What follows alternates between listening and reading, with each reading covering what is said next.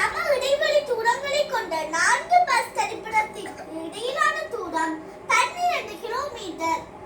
அதனை போல் 8 பஸ் தரிப்பிடங்களுக்கு இடையிலான தூரம் யாருன்னு கேட்டிருக்கு. இப்ப உங்களுக்கு 4 பஸ் ஸ்டாண்ட் இருக்காம். அதுல 4 பஸ் ஸ்டாண்டுக்கு இடையிலான தூரம் வந்து 12 கிலோமீட்டரா. அப்ப உங்களுக்கு இடைவெளி காணணும். இடைவெளி காண்றதுக்கு 4ல இருந்து கழிக்கணும். கழிச்சா உங்களுக்கு வர விட 3. இப்போ 12 மூன்றால பிரிக்கணும். பிரிச்சா உங்களுக்கு விட 4.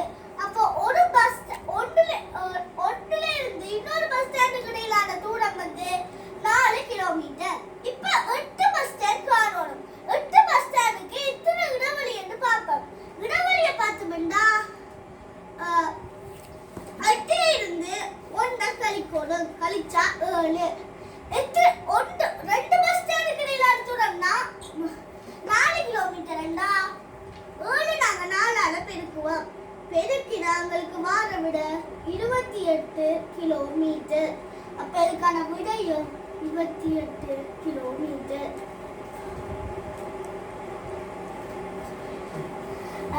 மூன்று கம்பிகளை ஒரு நேர்கம்பியாக இரு இடங்களில் ஒட்ட வேண்டும். அதே போல் 6 நேர்கம்பிகளை ஒரு நீளமான கம்பியாக எத்தனை இடங்களில் ஒட்ட வேண்டும்? இப்ப 1 2 3 கம்பி இருக்கு. ஆனா இங்க தேவைப்பட்டது 1 2 ஒட்டு தான் தேவைப்பட்டிருக்குது.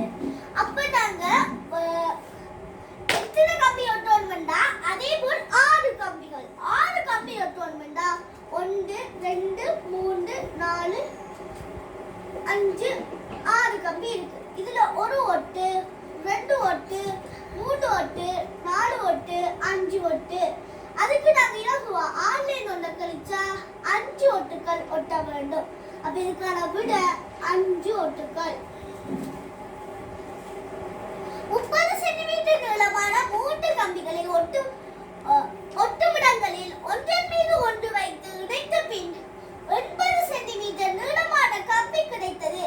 அதே போல் 30 சென்டிமீட்டர் நீளமான கம்பிகளை ஒன்றன் மீது ஒன்று வைத்து ஒட்டிய பின் கிடைக்கும் கம்பியின் மொத்த நீளம் யாருன்னு கேட்டிருக்கு. இப்ப 30 சென்டிமீட்டர் வீட 3 கம்பிகளை ஒட்ட போயிடும். அப்ப 30 நாங்க 3ஆல பெருக்குவோம். பெருக்கினோம்னா 90 சென்டிமீட்டர். கிடைச்சது 80 சென்டிமீட்டர். ஆனா இங்க சொல்லி இருக்கீனா ஒன்றன் மீது வச்சு ஒட்டினா அப்ப 10 சென்டிமீட்டர் அதுக்கு விரியமா இருக்கு. நாங்க முதலே பார்த்தோம் 3 கம்பி என்றா அதுல இருக்க ஒட்டுக்கள் வந்து 1 கழிச்சா 2 ஒட்டுக்கள் இருக்கும். 2 ஒட்டுக்களுக்கு 10 சென்டிமீட்டர்னா ஒரு ஒட்டுக்கு 2ஆல பிரிச்சோம்னா 5 சென்டிமீட்டர் விரியமாகும். இப்ப உங்களுக்கு 5 கம்பி துண்டுகள் 30 சென்டிமீட்டர் வீதம் இருக்கு. அப்ப 30 5ஆல பெருக்குவோம். பெருக்கினா உங்களுக்கு 150 சென்டிமீட்டர் கிடைக்குது. இனி நாங்க எத்தனை இடைவெளி என்று பார்ப்போம். இடைவெளி என்ன 5ல இருந்து 1 கழிக்கணும். கழிச்சா 4. 5 ஒரு ஒட்டுக்கு விண்பிரியமானது 5.